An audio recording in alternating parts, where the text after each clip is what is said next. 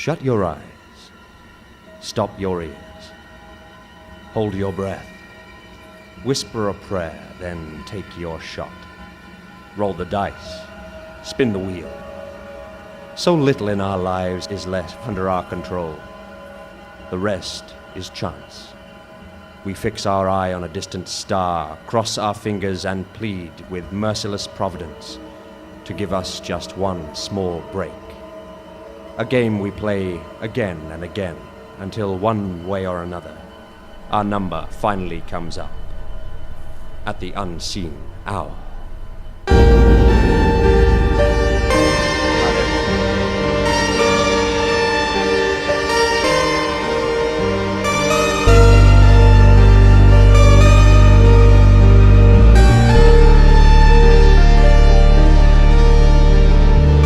Show business is a world of temptations, bright lights, baying crowds, the paraphernalia of excess.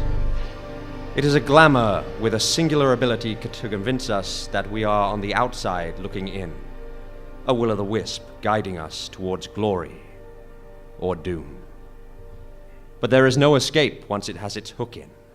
A hook that is deeply embedded in the tweed-clad soul of one Rufus Strideforth, entertainer, 4th class, as he arrives in one of the world's greatest cultural centers, with a dream in his heart, a sparkle in his eye, and a set list in his pocket.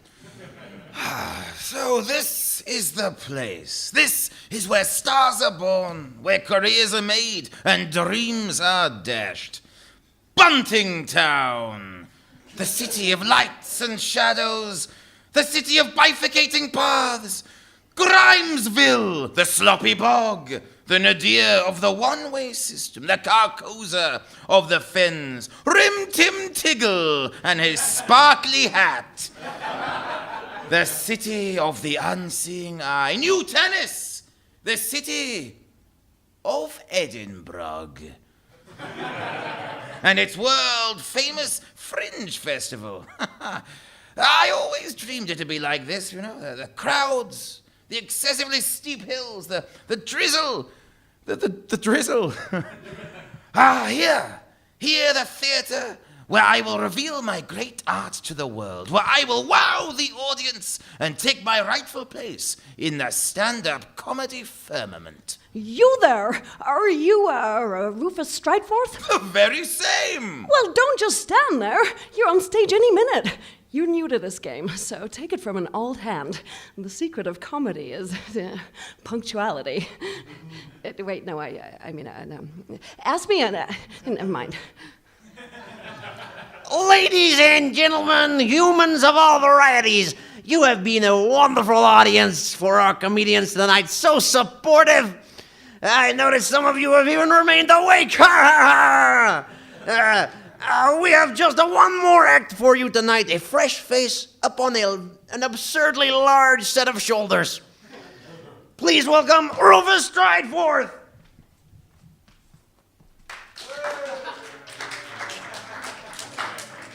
Hello, folks. Hello, folks. Hello. How are we this evening?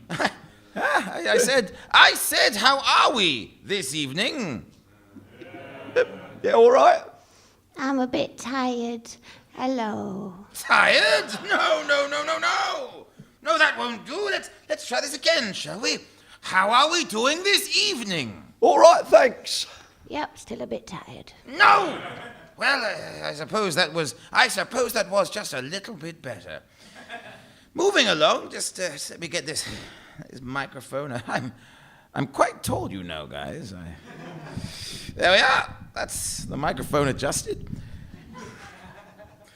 So, Brexit. Isn't that, you know, that with the Brexit and all, and Donald Trump as well. You know, because of millennials and you know what they're like with I wear a lot of tweed, you know, and look at the tweed and the big shoulders and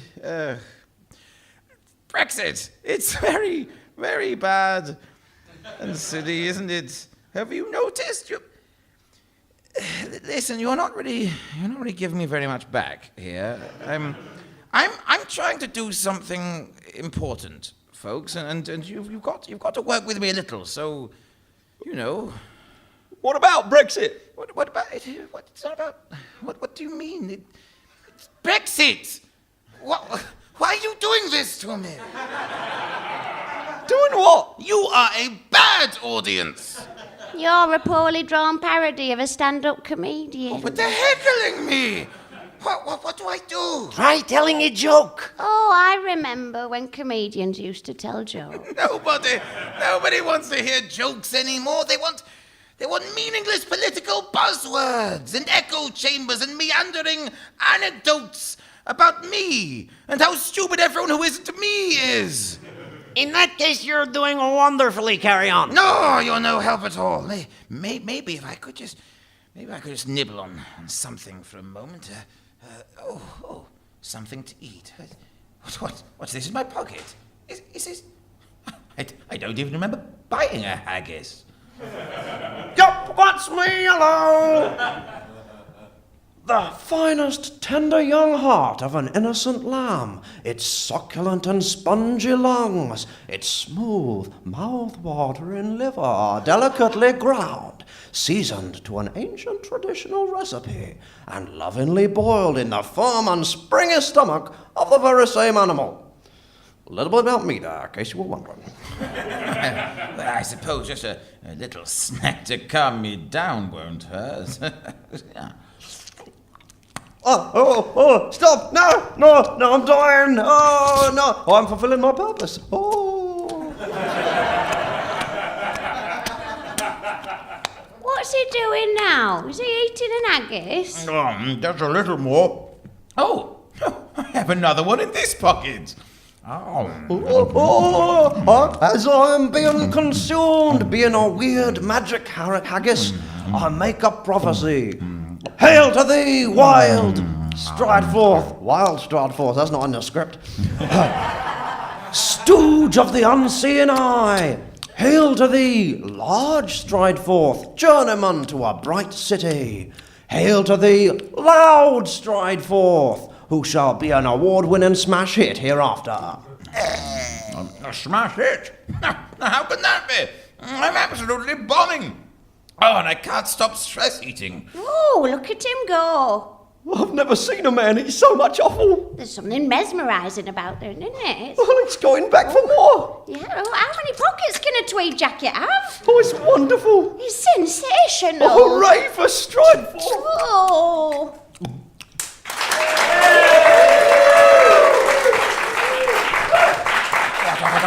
What? Oh, yes, of course. I'm a hit. Hooray! Thank you. Thank you. Best newcomer, Rufus Strideforth, a revolution in experimental comedy. 5 stars.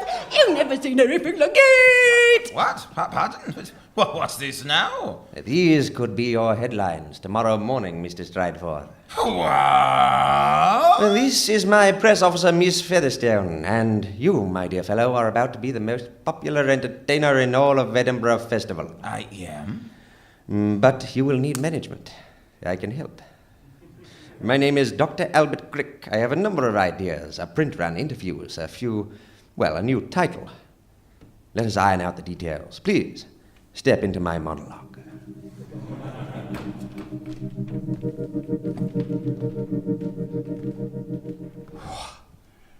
I just burned my hand on an iron. As I turned to pick up some clothes from the pile, my elbow nudged it, knocking it off the board. Instinctively, I grabbed it, throwing all thoughts of my own safety to the wind. It was only a moment later, as my consciousness caught up, that the full extent of my reckless heroism hit me, causing me to drop it again as I recoiled in agony. It's at times like these that I like to take a step back and evaluate everything before I react too dramatically. After musing on the incident for a while, I deemed it a fortunate event. Let me explain. I have a process to help me come to terms with any misfortune. It starts by looking at how unfortunate I have been. Firstly, in this case, My baser instincts overrode the part of me that feels in total control all the time and showed me I am a slave to the whims of my subconscious. Second, it's clear now that although omnipotent, my subconscious doesn't have my best interests at heart. Its intervention in the natural conclusion of the event purely served to cause me injury, something I try to avoid at all costs. Thirdly, and finally, on reflection, it's unfortunate that I'm wasting precious hours of my fleeting life making clothes slightly flatter to appease a dress code in an office that will soon replace all diligent, dedicated office drones like myself with AI that can do the job much faster, more efficiently, and for free. Now, it might seem to you that I'm being overly negative about everything, but this is only stage one of the process. The second stage is to look at how fortunate I am. For example, although myself and billions like me stand on the precipice, looking out at a future where machines have made us completely redundant, those same machines will shortly take over the ironing process, and I will no longer fall victim to the violent malevolence of my own primitive brain. By the same token, when our cars can drive themselves, I'll no longer be at risk of being smeared along a pavement by an ecstasy-fueled teenager whose highly altered conscience has told him that he'll make it home if he just drives a bit slower. Our bright future aside, even the fact I'm ironing at all is fortunate, as it means I exist. Have you ever thought deeply about how lucky you are to exist? I mean, let's start simply. Had your parents not been feeling amorous on the day you were conceived, you wouldn't be here today. Obvious, I know, but how fragile a situation that was. What if, instead of taking your mother on a romantic date to a nice sushi restaurant, your father had opted for the slightly cheaper but equally exotic Indian buffet 2 doors down? She may have had a wonderful evening, but by the time they got home and a few too many helpings of the spinach balti had rendered her a little gaseous, any strenuous romance would have been off the cards and your chance would have passed, never to return. Now, what if the same had happened to either of your sets of grandparents? What if Hans Schmidt hadn't dropped the bomb that blew Charles Douglas to smithereens on Dunkirk Beach, instead allowing him to return home to your granny, carrying her through the Victory Day celebrations past your pining grandfather who would never have gotten the chance to mend her broken heart? Thank God for the Nazis, eh?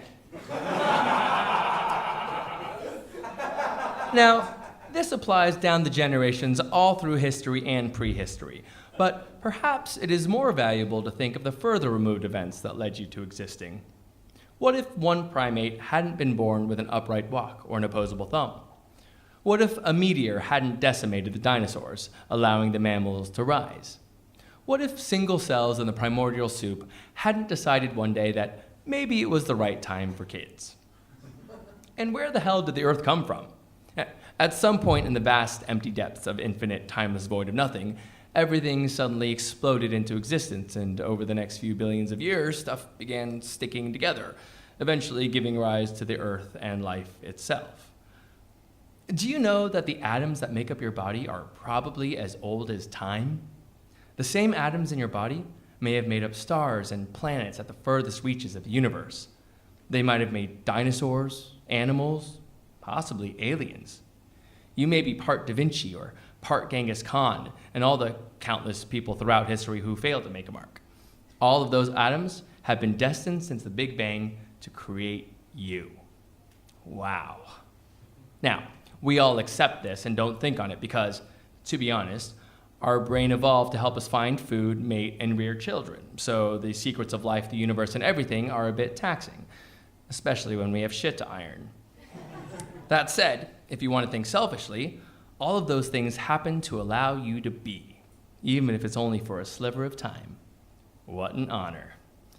So, now that I've evaluated my fortunes, the third stage of the acceptance process is how will I change my life as a result of my findings? This is the tough one. The realization of how lucky I am to be here is cathartic and uplifting, sure, but ultimately the truth is that, good fortune or not, I can't show up to the office in a wrinkled shirt.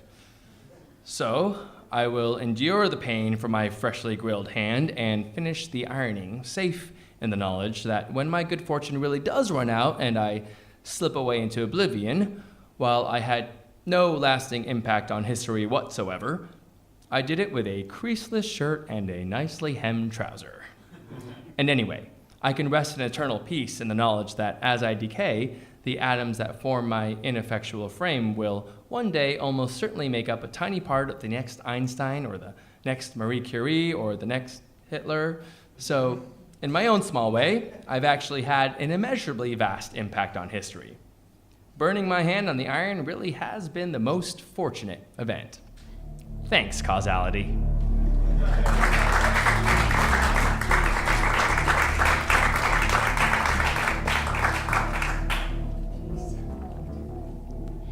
This way, Strideforth. Oh, do we have to? Yeah, gotta put in an appearance of these shindigs. It's important to be seen at these things. And, dear Rufus, everyone admires you so. Ah, Imogen, what a week it has been! What a coincidence that I have made such true friends and fallen so deeply in love just at the exact moment my career has become more successful and lucrative. You deserve it all and more. Yes, I thoroughly agree, my darling. Mr. Strideforth, how kind of you to grace us with your company. What a party! All the hottest new talent in one room! Strideforth, as your press officer, I advise you to distance yourself from these two no-opers. It's an inspired piece. One ordinary entertainer eats oodles and oodles of offal. Ooh-yo. These anacronymic titles are very in nowadays. Well, of course you would think so.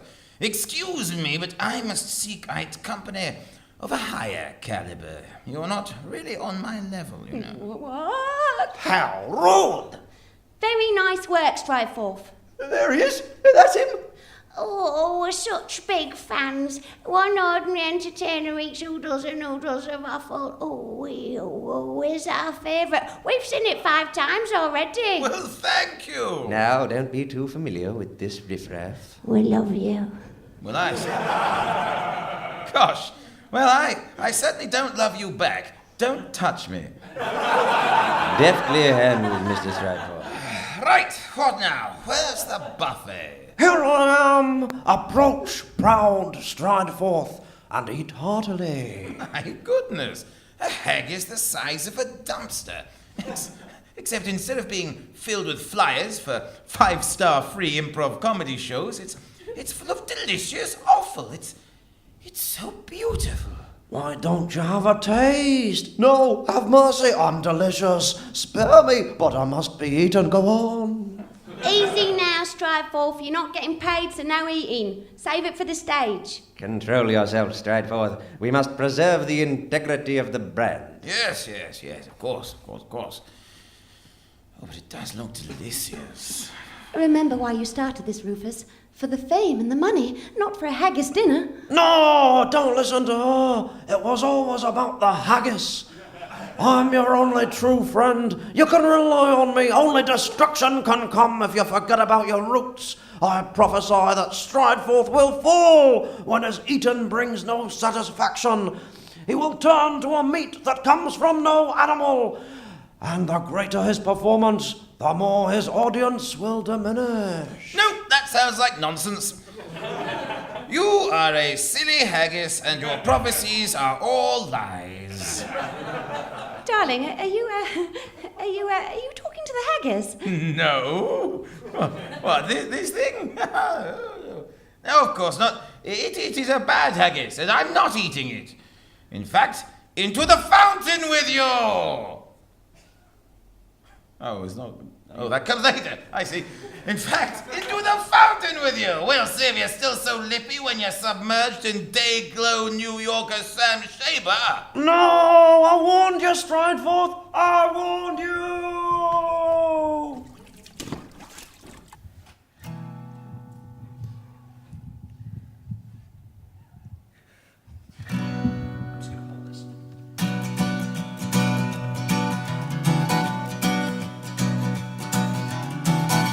Again I'm squinting. My demons are back and they're so convincing. The world could end if I don't keep up my pace. and you're so patient. You're always open but never vacant. You clear a path so I can feel the space. Like a light through the black, like a strong hand on my back, like a cool river flows, like a break against the cold, like the value of gold. El Dorado, El Dorado, El Dorado.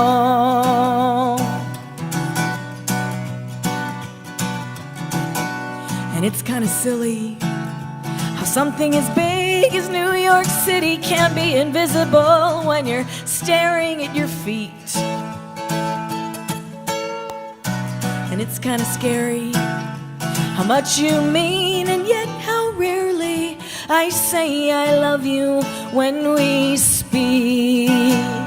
Like a light through the black, like a strong hand on my back, like a cool river flows, like a break against the cold, like the value of gold.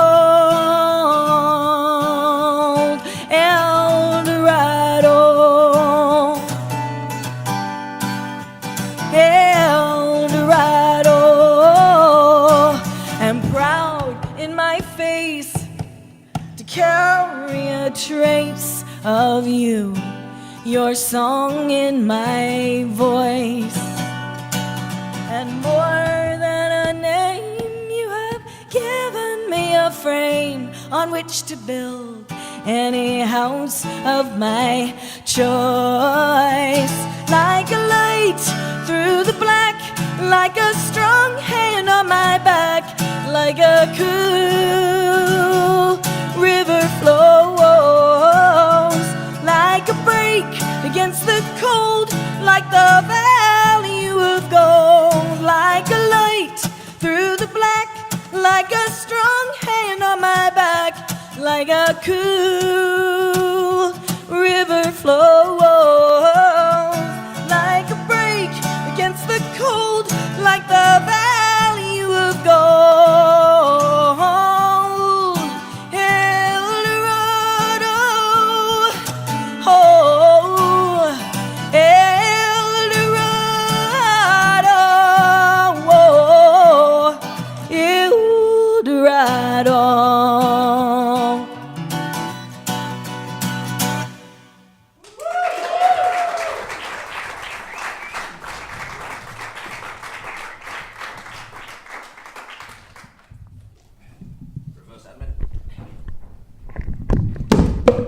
That's lovely, sir.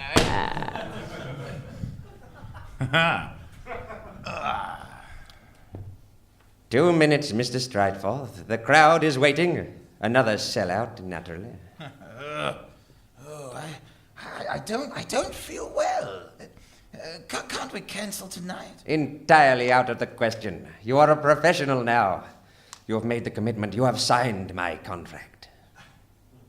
Oh, curse you, you blood-sucking vulture. I wish I'd never laid eyes on you! Oh, you may be as bitter as you like, so long as you eat the requisite amount of offal. We do not have a problem. See you on stage. What's the matter with you, Rufus? Oh, I don't know. I think it's the diet. I might need to eat a vegetable. All that awful. Also the drugs and the alcohol. It's the whole lifestyle, really. I don't feel well. Don't be so pathetic. You won't get anywhere with that attitude. What do you know about it? What have you ever done but leech off of me? Don't you dare! You have no idea how hard it is supporting you. No one's asking you to stay. I hate you! I hate you! I have to go on stage!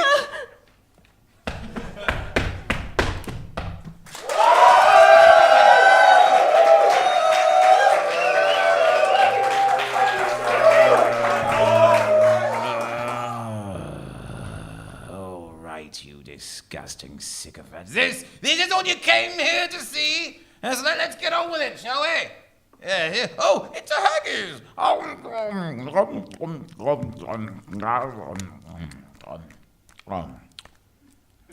What? Why aren't you cheering? I'm performing for you, you ungrateful morons! Oh, it's just not the same somehow. I find myself unmoved. Who could have imagined that seeing a man eat his own body weight in sheep entrails could be so... Unsatisfying? Yes, unsatisfying. Oh, no. Eating brings no satisfaction. It is just as the weird haggis predicted. No, that's absurd. That out of all the details of this story is, for no particular reason, where I draw the line. It's just a coincidence. Everything will be fine. I am a star. It's grotesque. I find it offensive. Boo. You're losing them, Strideforth. Improvise. Do something good. But this is the act. What else can I do? You're the artist. You come up with something, and if you don't, I'll sue you for breach of contract. But I don't. Oh, okay. Brexit. I'm going to need a volunteer. All right. I prefer your early stuff, but I still have the vestiges of faith in you. Well, now let's see. Maybe if you hold the haggis, and then I just... Yeah, that's all right. Look, he's in it all. Wait, no, that's not haggis. That's my belly. No, you're a...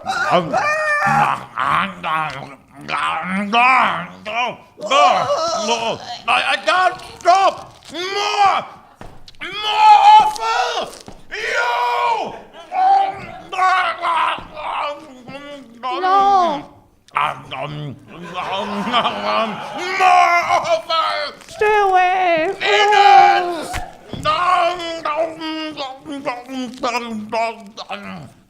Stomach and lung! Yes, Strideforth, this is excellent. The live stream is catching everything. I've never seen such an online response. Hello, we heard the sounds of cannibalism. What's going on here? Oh, this is a bloodbath. It's almost as bad as Leighton Live. He's cannibalized the whole audience. Now I'll cannibalize you too! The prophecy is true! Flesh from no animal, my audience diminishing! I'm being consumed! Yes, Strideforth. Yes, I'll be rich.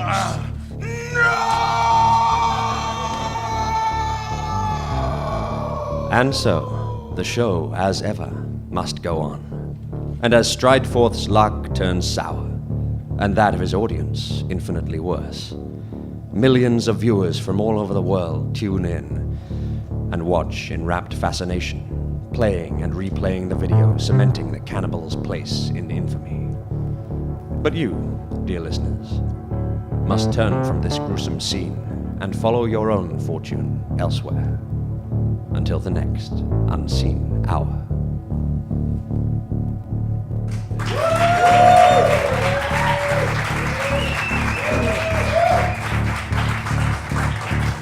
We hope you were appetized by The Unseen Hour, Episode 13, Bright Lights, Sheep Innards.